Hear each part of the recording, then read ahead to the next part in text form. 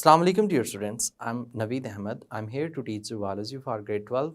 We were discussing chapter number 17 and the topic of discussion is adrenal gland. And you know that what is the role of the adrenal glands? जितनी भी stress होती है उसको overcome करने के लिए adrenal gland का होना बहुत ज़रूरी होता है क्योंकि you know that ये rats पे experiment किया गया था कि अगर हम उसका adrenal medulla remove कर दें they are going to be dead. वो stress में survive ही नहीं कर पाते. सो एमरजेंसी सिचुएशन जितनी भी होती हैं उनको मैनेज करने के लिए भी एड्रिनल ग्लैंड बहुत ज़रूरी होता है. बॉडी के अंदर काफ़ी ज़्यादा मेटाबॉलिक डिसऑर्डर्स आ सकते हैं if there is not properly working adrenal gland. Cushing disease, Addison disease इनकी वजह से हो सकती है. एंड्रोजेनिक प्रॉब्लम आ सकती हैं. सो इन तमाम को अंडरस्टैंड करने के लिए चलते हैं लाइट बोर्ड की तरफ. Students, we are going to study adrenal glands. तो टॉपिक है जी एड्रिनल ग्लैंड्स. अब देखिए एड्रिनल ग्लैंड जो हैं क्या काम कर रहे हैं, कहाँ पे होते हैं, कैसे हार्मोन्स प्रोड्यूस करते हैं. तो इन ग्लैंड्स की बात की जाए तो these a pair of gland मौजूद हैं, यानी कि हम कह सकते हैं कि इनका एक पेयर है, यानी कि 2 ग्लैंड मौजूद हैं. On one on each top of the kidney, यानी कि एक जो है वो एक किडनी के ऊपर मौजूद होता है. One on each top of the kidney, one on each top of kidney, kidney के बिल्कुल ऊपर जो है ये लोकेटेड है. मिसाल के तौर पर यहाँ पे बात की जाए तो ये कुछ ऐसी शेप है. This is kidney. ठीक है, किडनी का तो पोर्शंस आप जानते ही हैं, already you have studied it, कि इसमें यहाँ पे जो इनर पोर्शन होता है जिसमें ये स्ट्रक्चर्स मौजूद होते हैं, रीनल, मेड्यूला एट्सेट्रा, इस तरह के स्ट्रक्चर जो हैं वो लोकेटेड हैं. That region is known as medulla, और जो आउटर रीजन है that is known as cortex. ये तो एक किडनी की शेप मैंने जो है वो ड्रॉ की है, that is a kidney, human kidney की बात कर रहा हूँ. ठीक है, यानी कि इसमें जो आउटर रीजन है वो क्या है, कॉर्टेक्स, और जो इनर रीजन है दैट इज मेड्यूला. ये मेड्यूला है और ये जो है ये वो डक्ट है जिसको हम यूरेटर कहते हैं. इसके टॉप पे, यानी कि इसके ऊपर यहाँ पे ये ग्लैंड एग्जिस्ट करता है. देयर इज, इस तरह से ये ग्लैंड मौजूद होता है, दिस वन. अब ये जो ग्लैंड है ना, इसके भी 2 पोर्शन बन जाते हैं. एक हम कह सकते हैं आउटर रीजन, और एक कौन सा है, इनर रीजन. इसके भी 2 पोर्शंस बन जाते हैं, एक आउटर और एक कौन सा, इनर. स्टूडेंट्स, इसका आउटर रीजन है that is known as adrenal cortex, और जो इनर रीजन है that is known as adrenal medulla, that is known as adrenal medulla. ये इसका इनर रीजन मौजूद है, इनर. तो इनर से कुछ और हार्मोन सीक्रेट होते हैं, आउटर से कुछ और हार्मोन सीक्रेट होते हैं, यानी कि इसके भी 2 पोर्शंस हमारे पास मौजूद हैं. The one is adrenal medulla, यानी कि एक जो है वो क्या कहलाता है, इनर पोर्शन जो है वो एड्रिनल मेड्यूला, जबकि जो आउटर पोर्शन है इसका दैट इज एड्रिनल कॉर्टेक्स. ये आउटर पोर्शन जो है दैट इज एड्रिनल कॉर्टेक्स. तो इस तरह से इसके 2 तरह के हार्मोन्स होंगे. एक हम कहते हैं मेड्यूलरी हार्मोन्स जो कि इनर साइड पे हैं, और एक कॉर्टिकल हार्मोन्स जो कि कहाँ पे हैं, आउटर साइड पे मौजूद हैं. सो एक किडनी के एक टॉप पे मौजूद है, दूसरी किडनी के टॉप पे मौजूद होगा. सो टोटल कितने हो गए, a pair, 2. As like kidney, जैसे हमने किडनी की बात की है, बिल्कुल इसी तरह से इसमें भी वही स्ट्रक्चर एड्रिनल कॉर्टेक्स और एड्रिनल मेड्यूला जो है वो एग्जिस्ट करता है. एज लाइक जैसे हम यहाँ पे कहते हैं कि ये रीनल मेड्यूला और ये रीनल कॉर्टेक्स है, बिकॉज इट्स इन किडनी, क्योंकि ये किडनी के अंदर मौजूद है. क्वेश्चन इज दैट कि हार्मोन्स कौन कौन से प्रोड्यूस करते हैं, ये भी एक शॉर्ट क्वेश्चन एमसीक्यू आता है कि select the following which is responsible for which is secreted from adrenal medulla. तो हमने पहले जो बात कर लेते हैं वो एड्रिनल मेडुला की बात कर लेते हैं। तो एड्रिनल मेडुला से दो हार्मोन्स हैं जिनको हम मेडुलरी हार्मोन्स के नाम से मेंशन किया। The one is that which is known as, इसमें से कितने हार्मोन्स, टू हार्मोन्स हैं। The one is that which is known as adrenaline, adrenaline. इसी एड्रीनालीन को हम एपिनेफ्रीन भी कहते हैं, that can also be named as epinephrine, इसे हमने एपिनेफ्रीन का नाम दिया। अब जो दूसरा हार्मोन है दैट इज नॉन एड्रीनालीन, ठीक है, नॉन एड्रीनालीन। इस नॉन एड्रीनालीन को हम नॉर एपिनेफ्रीन भी कह सकते हैं, नॉर एड्रीनालीन को हम नॉर एपिनेफ्रीन भी कह सकते हैं, नॉर एपिनेफ्रीन। तो ये एक हार्मोन है एड्रीनालीन और दूसरा हार्मोन है एड्रीनालीन, इसी का दूसरा नाम एपिनेफ्रीन और नॉर एपिनेफ्रीन भी हम कह सकते हैं। स्टूडेंट एड्रिनल मेडुला का तो ये है। एड्रिनल कॉर्टेक्स की बात करें तो उसमें से भी डिफरेंट तरह के हार्मोन्स जो है वो प्रोड्यूस होते हैं। एड्रिनल कॉर्टेक्स, इसको हम कॉर्टिकल हार्मोन्स कहते हैं, these are known as cortical hormones, इनको हमने कॉर्टिकल हार्मोन्स के नाम से मेंशन किया हुआ है। ये जो कॉर्टिकल हार्मोन्स हैं इनमें नंबर 1 पे हम कह सकते हैं कॉर्टिसोल, ये कॉर्टिसोल है। Same as it is corticosterone, ये बेसिकली हम जब पढ़ेंगे ना तो आपके इसके डिफरेंट फंक्शंस जो हैं वो भी समझ में आएंगे। कॉर्टिकोस्टेरोन है, सेम इसमें एल्डोस्टेरोन है, ग्लूकोकॉर्टिकॉइड ये डिफरेंट तरह से है, एल्डोस्टेरोन। इसी तरह से इसमें है टेस्टोस्टेरोन, इसमें जो है वो एंड्रोजेनिक हार्मोन जो हैं वो भी प्रोड्यूस होते हैं, यानी कि इसमें एंड्रोजेनिक हार्मोन जो हैं वो भी प्रोड्यूस होते हैं, एंड्रोजेनिक हार्मोन्स वो भी प्रोड्यूस होते हैं। अब यहाँ पे देखिएगा ये जो इसमें हमने कॉर्टिसोल, कॉर्टिकोस्टेरॉइड्स, एल्डोस्टेरोन्स, एंड्रोजेनिक हार्मोन्स, ये डिफरेंट तरह के हार्मोन्स हैं। ये मोस्टली लिपिड इन नेचर हैं, यानी कि इनकी नेचर अगर देखी जाए तो लिपिड होती है। सो ये डिफरेंट तरह के हार्मोन्स जो हैं वो एड्रिनल कॉर्टिकल से रिलीज होते हैं। तो ऐसे हार्मोन्स को हम कॉर्टिकल हार्मोन्स भी कह सकते हैं। क्वेश्चन इज दैट कि ये हार्मोन्स का काम क्या है, तो we can discuss this in detail. तो नंबर 1 पे हम एड्रिनल मेडुला के हार्मोन्स की बात करते हैं। देखिए एड्रिनल मेडुला में एड्रिनालीन जो है, पहले हम इसकी बात कर लेते हैं कि ये काम क्या करती है। Adrenaline, other name you know that is also be named as epinephrine. अब जो एपिनेफ्रीन है that is responsible for vasodilation. Vasodilation इसका मतलब ये होता है कि ब्लड वेसल्स को डायलेट करना। क्या करना? डायलेट करना, यानी कि हम ऐसे कह सकते हैं that is responsible to dilate blood vessels in certain parts of the body, certain parts of body like skeletal muscles। इसमें skeletal muscles की हम बात करते हैं, उसमें बढ़ा देते हैं, ठीक है। इस तरह से हार्ट की तरफ बढ़ाते हैं तो कार्डियक आउटपुट को भी इंक्रीज कर रहे होते हैं। Same as it is they are going to increase the cardiac output, ये कार्डियक आउटपुट जो है उसको भी इंक्रीज कर रहे हैं।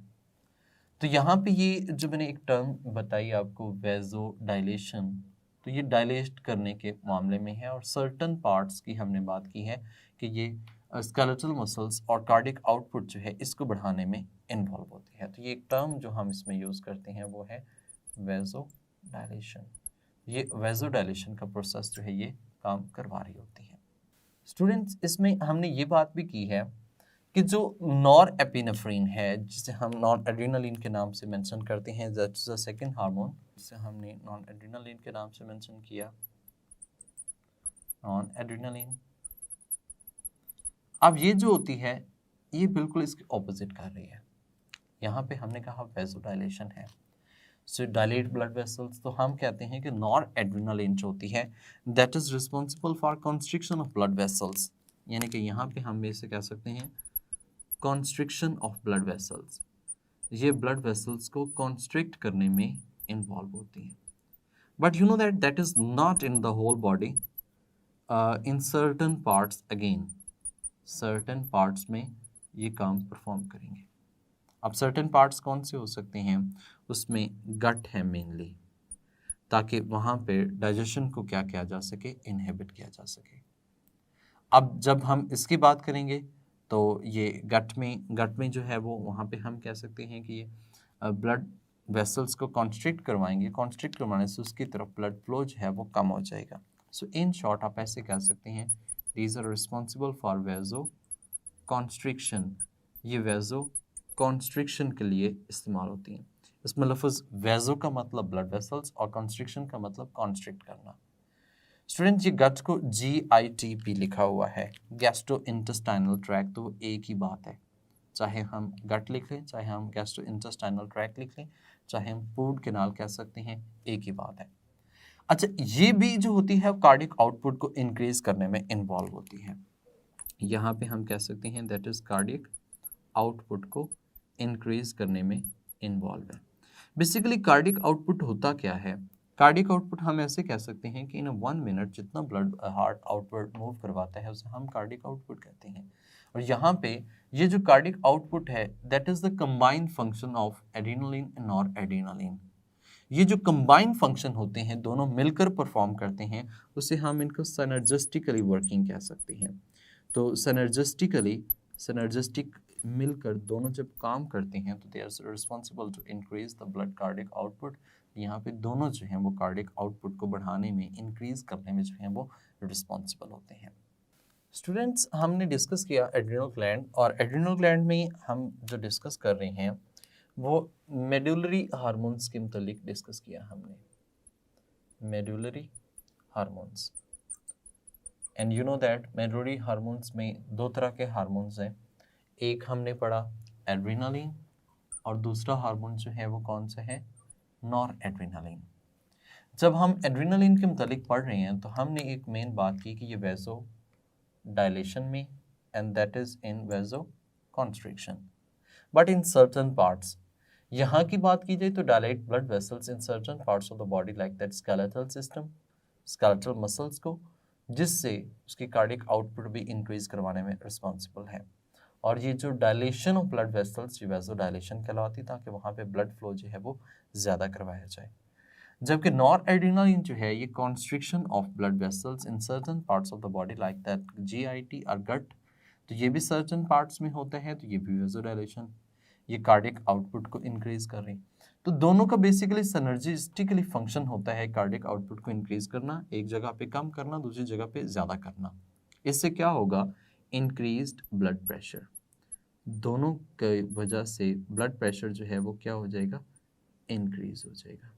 ठीक है, तो यहाँ पे हम कह सकते हैं कि मेडुलरी हार्मोन जो है that is responsible to increase blood pressure, क्योंकि दोनों का काम बेसिकली कार्डिक आउटपुट और कार्डिक आउटपुट की वजह से ब्लड प्रेशर बढ़ना होता है। जबकि यहाँ पे तो हम कह सकते हैं कि इस तरफ ब्लड फ्लो कम कर रही है, दूसरी तरफ ब्लड फ्लो जो है वो ज़्यादा हो रहा होता है। अच्छा, इनका एक और काम भी होता है, और काम हम इस सेंस में कह सकते हैं these are responsible to break down liver glycogen into glucose. तो लिवर ग्लाइकोजन जो होती है इसको कन्वर्ट करता है किसके अंदर, ग्लूकोज के अंदर। ये जो ग्लूकोज है इसको फिर हम दोबारा जो है वो आगे यूटिलाइज कर सकते हैं फॉर एनी पर्पस, किसी भी पर्पस के लिए। हम ऐसे भी कहते हैं दैट री enforce activity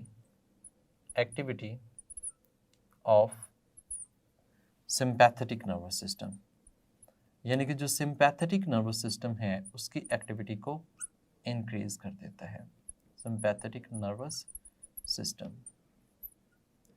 students you know that कि ये ऐसा हो क्यों रहा है, किसके रिस्पॉन्स में मेडुलरी हार्मोन्स वर्क करेंगे? तो दैट इज बेसिकली जो इसका एक्टिवेटर है, that is activator is stress. तो इसका एक्टिवेटर क्या है? स्ट्रेस है। Activator of medullary hormones that is stress. Stress में क्या चीज़ें आ जाती हैं? देखिए, स्ट्रेस में हम कह सकते हैं कि एक तो फियर, फ्लाइट रिस्पॉन्स जो होता है, इस तरह से हम कह सकते हैं डर जाना, फ्राइट, डर जाना, और सेम एज इज ये फियर, फ्लाइट, फाइट या फियर इस सेंस में आ जाता है। ठीक है, स्ट्रेस में और भी चीज़ें हैं जैसे कोल्ड, ठीक है, कोल्ड, ज़्यादा हीट का लग जाना, ये भी सेंस में हो सकता है। अदर कोई भी किसी भी तरह की स्ट्रेस हो जाती है जिसमें हम मोस्टली फील करते हैं कि हमारी भूख ख़त्म हो जाती है, क्योंकि डाइजेशन जो होती है वो प्रॉपर्ली स्टॉप हो जाती है।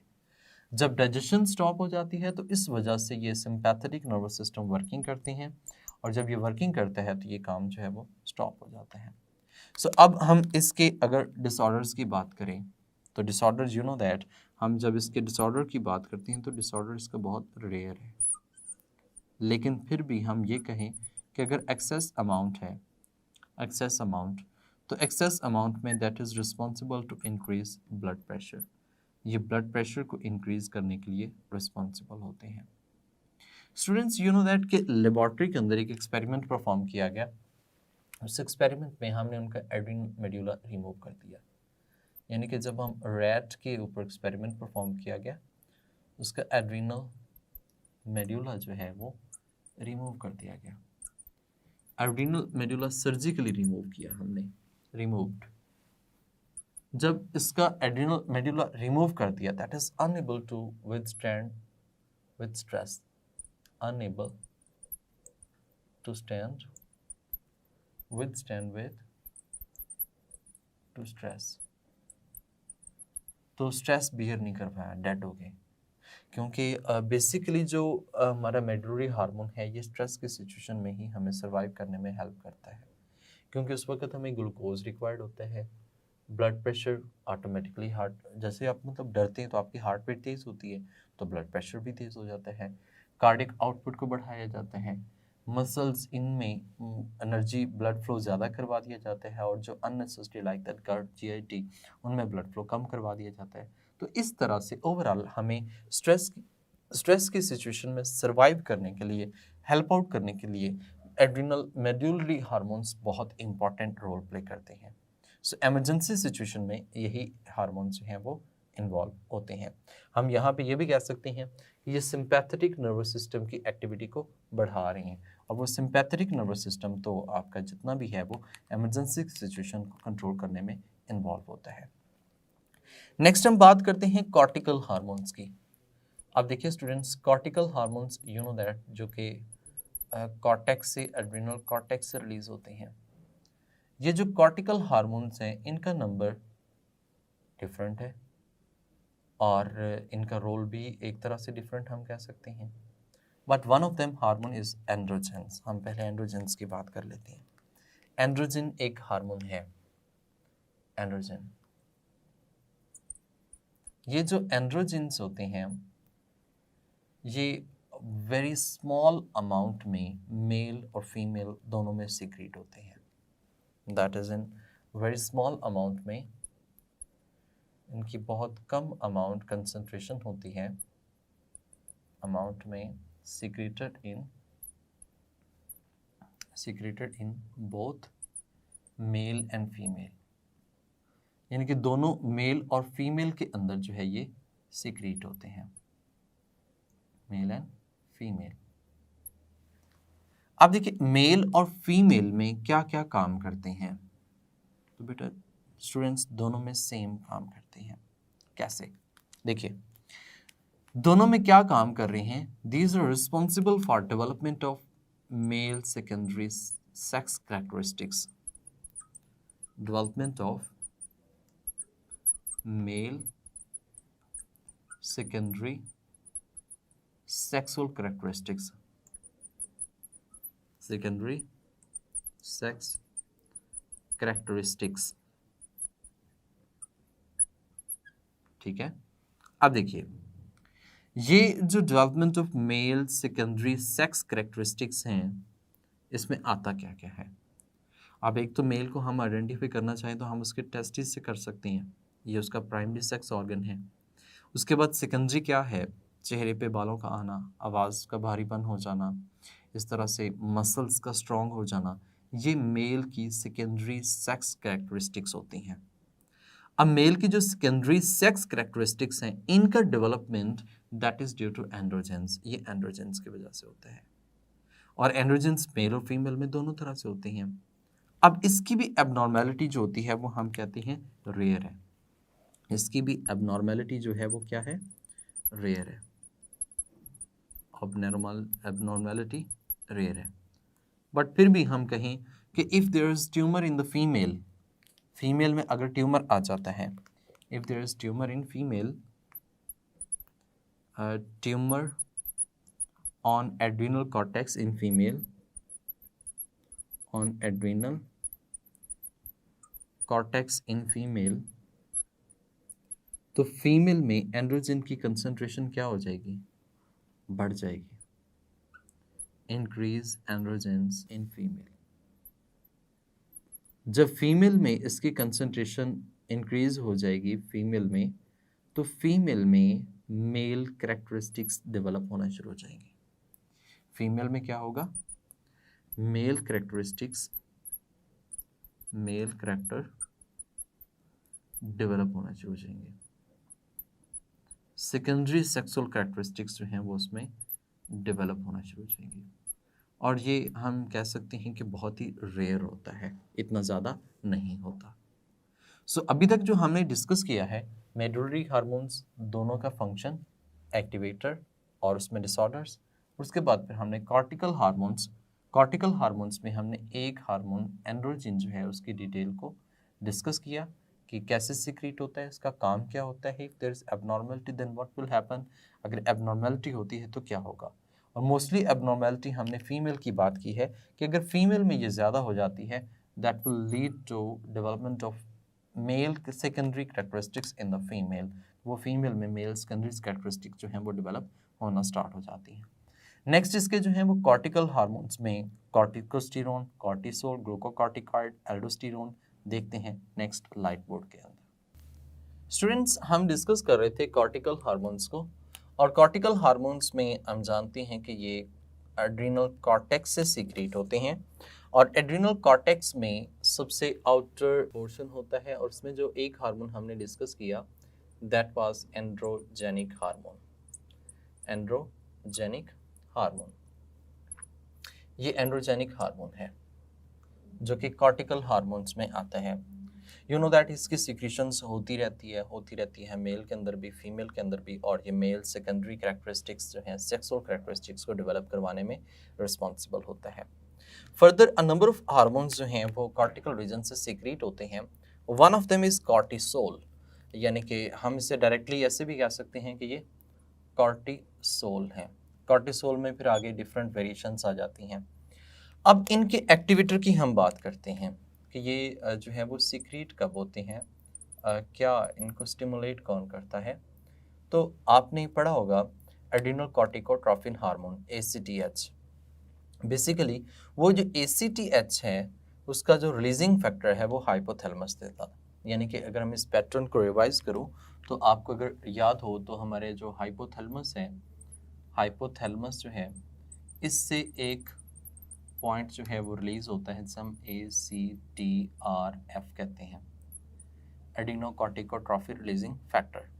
ये जो ACTRF है that will come to the anterior lobe of pituitary gland, ये पिट्यूटरी ग्लैंड के एंटीरियर लोब के पास आएगा। अब यहाँ से जो सिक्रीशंस आएंगी वो हैं एडिनोकॉर्टिकोट्रोफिक हार्मोन, यानी कि cortex region, adrenal cortex region को स्टिमुलेट करेंगे। यहाँ पे ये फर्दर बात की जाए तो that will come towards the adrenal glands, ये किसके पास आएगा, एड्रिनल कॉर्टेक्स के पास आएगा। अब ये जो एड्रिनल कॉर्टेक्स है फिर यहाँ से कॉर्टिसोल हार्मोन, कॉर्टिकल हार्मोन जो हैं वो क्या होंगे, प्रोड्यूस होंगे।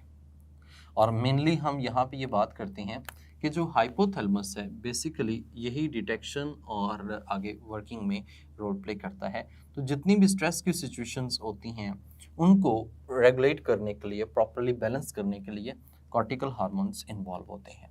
यानी कि यहाँ पे हमने कहा कि that is responsible in response to stress situation.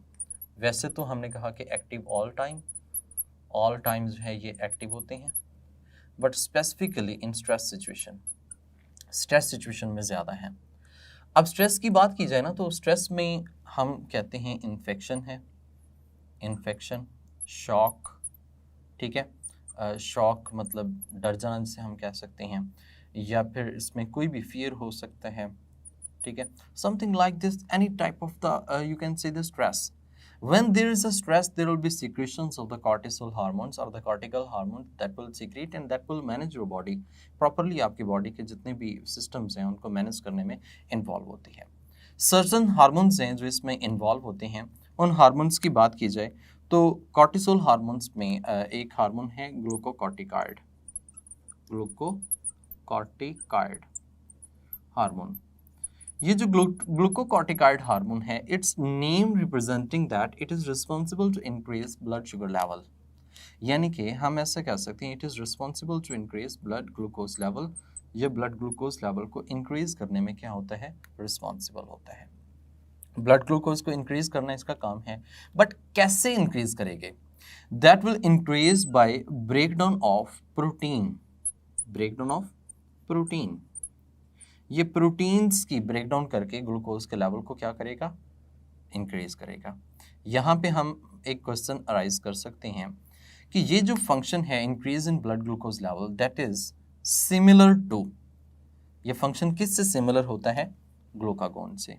किससे होता है सिमिलर, ग्लूकागोन से, क्योंकि ग्लूकागोन का ये काम होता है। लेकिन आप जानते हैं ग्लूकागोन और ग्लूकोकॉर्टिकॉइड में क्या डिफरेंस होगा? द डिफरेंस इज दैट कि इसमें जो प्रोडक्शन हो रही है वो कहाँ से हो रही है, प्रोटीन से हो रही है, जबकि जो ग्लूकागोन है इसकी प्रोडक्शन आप मेथड्स डिस्कस कर चुके हैं। ये ग्लाइकोजन से इंक्रीज करेगा और ग्लाइकोलाइसिस जो करवाएगा, यानी कि उसमें से ब्रेकडाउन करवाएगा और उससे ग्लाइकोजेनोलाइसिस, यानी कि ग्लाइकोजन की जो है वो ब्रेकडाउन होने से ग्लूकोज की कंसंट्रेशन बढ़ाएगा। अदर वेज है। लेकिन अगर स्पेसिफिकली प्रोटीन से ब्रेकडाउन की जब बात की जा रही है तो फिर हम किसकी बात करेंगे, ग्लूकोकॉर्टिकॉइड की बात करेंगे। The one more thing that is antagonistic to, और ये ऑपोजिट किसके काम कर रहे हैं, एंटागोनिस्टिक किसके है, एंटागोनिस्टिक टू इंसुलिन, क्योंकि इंसुलिन का काम क्या होता है, ग्लूकोज को कम करना, जबकि ये ग्लूकोज की कंसंट्रेशन को क्या कर रहे हैं, इंक्रीज कर रहे हैं। So it is against the insulin but it is similar performing function with the glucagon. ये ग्लूकागोन के साथ सिमिलर फंक्शंस परफॉर्म करने में इन्वॉल्व होता है। स्टूडेंट नेक्स्ट इसमें जो आता है वो है mineralocorticoids. Mineralocorticoids, its name representing that it is responsible for the balance of the minerals.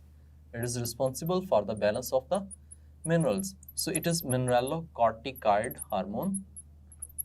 This mineralocorticoid hormone is responsible for the balance of mineral ion balance. आप ऐसे कह सकते हैं बॉडी के अंदर काफ़ी ज़्यादा मिनरल्स मौजूद होते हैं। इन मिनरल्स को, मिनरल्स, आयंस, इनके बैलेंस को अगर करना हो, इनको प्रॉपरली बैलेंस करना हो तो कौन सा है हार्मोन, मिनरलोकॉर्टिकॉइड हार्मोन रिस्पॉन्सिबल होगा। You know that one of the very important mineralocorticoid is the aldosterone hormone. Aldosterone hormone, you know that you have studied in chapter number 15 that aldosterone is responsible for absorption of the sodium ions into the body. यानी कि sodium ions जो होते हैं इसको conserve करना, या पैसे कैसे कर सकते हैं, कंजर्व करने के अलावा इसको रिजर्व करना, रिस्टोर करना, बॉडी के अंदर इसके वॉल्यूम को मेंटेन करना from renal tubules, that is the role of aldosterone. Aldosterone is secreted from the adrenal cortex, ये एड्रिनल कॉर्टेक्स से ही सीक्रेट होता है, यू हैव ऑलरेडी स्टडीड। और यहाँ पे ये फंक्शन जो परफॉर्म करता है that will act upon ascending loop of Henley. ये असेंडिंग लूप ऑफ हेनले पर क्या करेगा, वर्किंग करेगा। You know that ascending loop of Henley of nephron जो है वही रिस्पॉन्सिबल होती है जो कि इसकी सीक्रेशंस को मेंटेन करने में इस पे एक्ट करता है और वहाँ से सोडियम आयंस की एक्टिव ट्रांसपोर्ट करवाने में क्या होता है, इन्वॉल्व होता है। तो ये एक्टिव ट्रांसपोर्ट होती है और किस चीज़ की होती है, सोडियम आयंस की कहाँ से कहाँ होती है, रीनल ट्यूब्यूल से ब्लड के अंदर होती है। तो ये काम किसका है, एल्डोस्टेरोन का है। ठीक है, इट्स वेरी इंपॉर्टेंट, आप कह सकते हैं मिनरलोकॉर्टिकॉइड की कंडीशन में आता है। स्टूडेंट, जब हम इसकी बात करते हैं ग्लूकोकॉर्टिकॉइड और मिनरलोकॉर्टिकॉइड, तो कंबाइनली हम इसको कॉर्टिसोल के नाम से मेंशन कर रहे होते हैं, या आप ऐसे कह सकते हैं कि ये कॉर्टिकल हार्मोन्स होते हैं वो इसमें रिस्पॉन्सिबल होते हैं। अब हम बात कर लेते हैं इसके डिसऑर्डर की। स्टूडेंट्स, जब इसके डिसऑर्डर की बात करेंगे तो इसमें या तो सिक्रेशन जो है वो ज़्यादा होंगी या फिर सिक्रेशंस क्या होंगी, कम होंगी, दोनों में चेंज आ सकता है।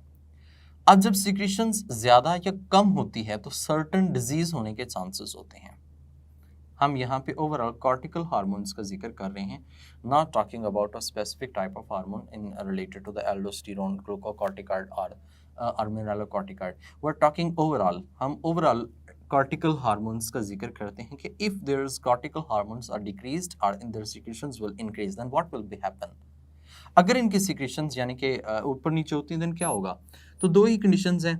एक में हमने कहा कि हाइपो सिक्रेशंस या हाइपो एक्टिविटी हो सकती है, अंडर सिक्रेशंस भी हम कह सकते हैं, हाइपो एक्टिविटी या हाइपो सिक्रेशंस। वैसे टर्म्स यहाँ पे जो बेटर लगेगी वो हम कह सकते हैं अंडर सिक्रेशंस, यानी कि इसकी अगर एक्टिविटी कम होती है तो यहाँ पे same as it is hyper का वर्ड हम यूज़ करते हैं, या फिर इसको हम ओवर एक्टिविटी भी कह सकते हैं। हाइपर सिक्रेशंस हों तो क्या होगा, इफ देयर इज हाइपर या ओवर सिक्रेशंस होती हैं देन व्हाट विल हैपन, फिर क्या होगा। तो जाहिर सी बात है, इसमें भी एक डिजीज होगी, इसमें भी एक डिजीज होगी। The disease named as Addison disease and in this name as Cushing's disease. इसमें हम जो नेम देते हैं उसका नाम है एडिसन्स डिजीज, जबकि इसमें जो हम नेम देते हैं इसको हम कुशिंग्स डिजीज के नाम से मेंशन कर रहे होते हैं, Cushing disease. Students, that is possible when there is a disorder in the excess or low secretions. इसमें हमने excess की बात की है और इसमें हमने low की बात की है। If their secretions is low, then what will happen? If their secretions excess, then what will happen? Students, जब hyposecretions की बात करते हैं तो हमने बात की है एडिसन डिजीज की। Question is that कि एडिसन डिजीज में ऐसा क्या होता है? What will happen? Now, we'll discuss in the Addison disease. हम एडिसन डिजीज की बात करते हैं, इसमें क्या होता है, क्या सिक्रेशंस है।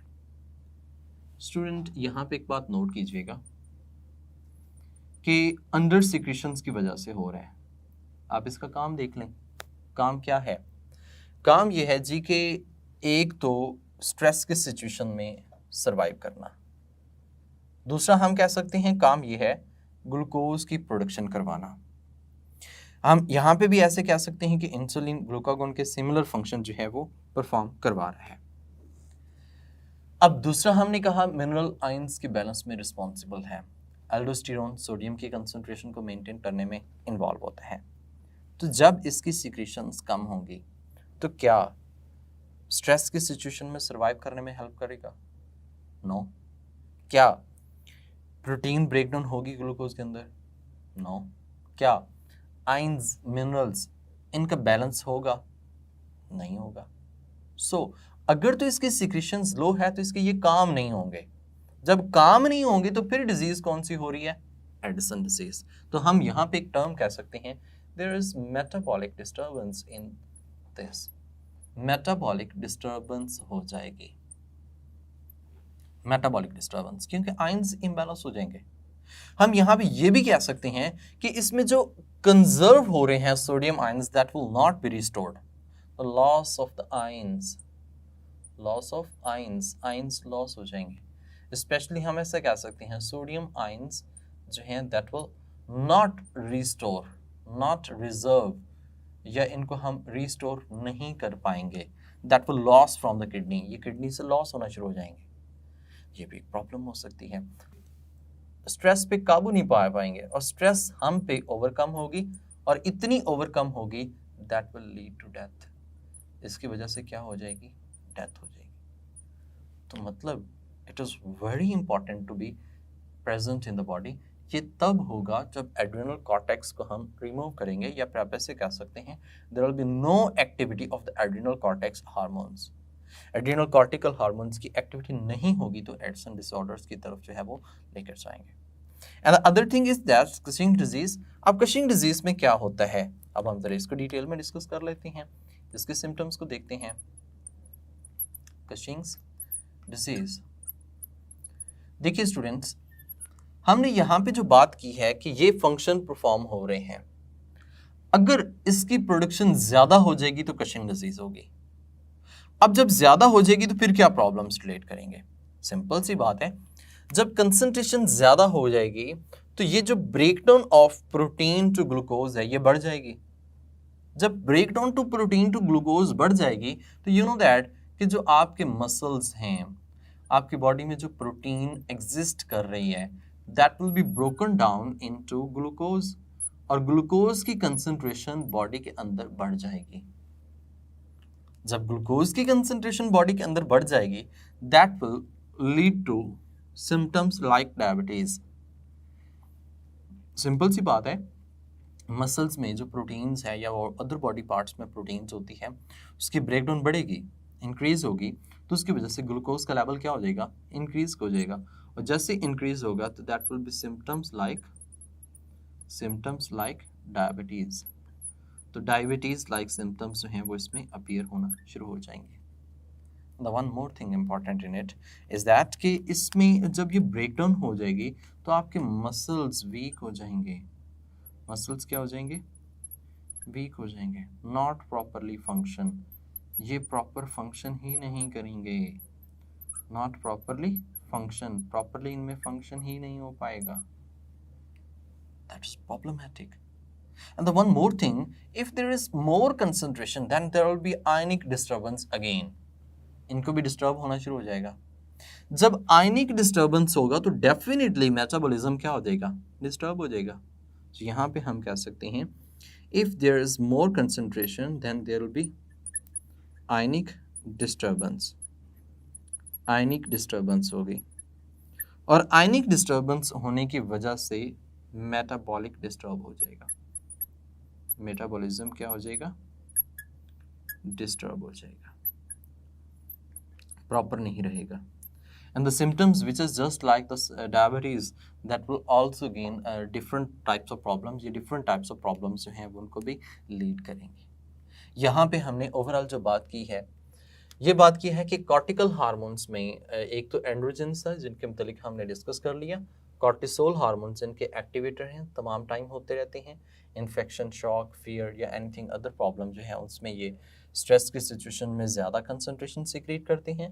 ग्लूकोकॉर्टिकॉइड हार्मोन जो प्रोटीन्स को ब्रेक डाउन करवाता है, और मिनरलोकॉर्टिकॉइड जो मिनरल्स आयंस की कंसंट्रेशन को मेंटेन करने में, स्पेसिफिकली इसमें एल्डोस्टेरोन का रोल होता है जो कि सोडियम आयंस कंजर्व रिस्टोर होने में इन्वॉल्व है। असेंडिंग लूप ऑफ हेनले पर एक्ट करता है, वहाँ पर ये एक्टिव ट्रांसपोर्ट के थ्रू रीअब्जॉर्प्शन करवाता है from renal tubules to back into the blood. यहाँ पे सोडियम लेवल्स को मेंटेन किया जाता है। Disorders and related to the cortical hormones, the one is that if there is a low production, if there is excess production, then what will happen? If there is low production, then we'll say that it is Addison disease, or excess secretions में that will be Cushing's disease. अब इन दोनों के symptoms जो हैं वो हमने separately जो है वो डिस्कस की, इसके सिम्टम्स भी डिस्कस की हैं, और इसके रिलेटेड जितने भी इसका आगे प्रॉब्लम हैं वो भी हमने इसको डिस्कस किया है। जी स्टूडेंट्स, उम्मीद करता हूँ कि आपको एड्रीनल ग्लैंड प्रॉपर तरीके से समझ आ चुका होगा। अब देखिए, जो एड्रीनल ग्लैंड है उसमें हमने दो parts, adrenal medulla, adrenal cortex को डिस्कस किया। एड्रीनल मेड्यूला में emergency hormone epinephrine, norepinephrine, adrenaline, noradrenaline, इनको डिस्कस किया। और इसके हमने डिसऑर्डर्स में भी डिस्कस किया कि अगर ये नहीं है, इफ़ देयर इज़ रिमूव्ड, तो स्ट्रेस हम पे ओवरकम होगी और हम डेड हो जाएंगे। हमें ये है तो हम स्ट्रेस पे ओवरकम करते हैं और स्ट्रेस में सर्वाइव करते हैं।